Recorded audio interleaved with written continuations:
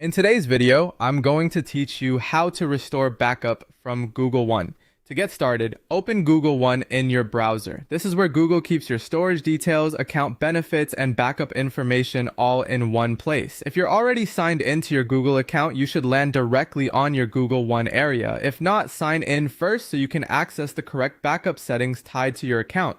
Once you're in, look over to the left-hand side of the screen.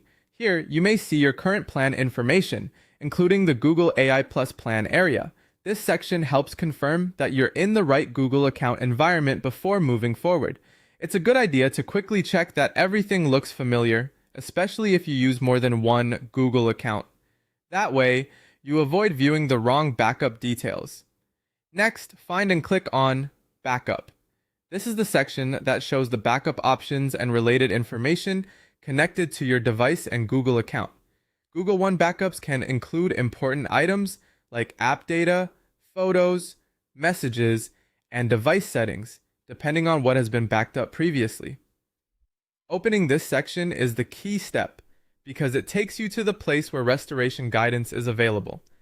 After that, click on Learn More. This option gives you additional information about how backup restoration works through Google One. Instead of instantly restoring everything from this page, Google provides guidance so you can understand the process clearly. This is especially useful if you're setting up a new device or trying to recover data after resetting a phone. Now take a moment to read through how you can restore your backup.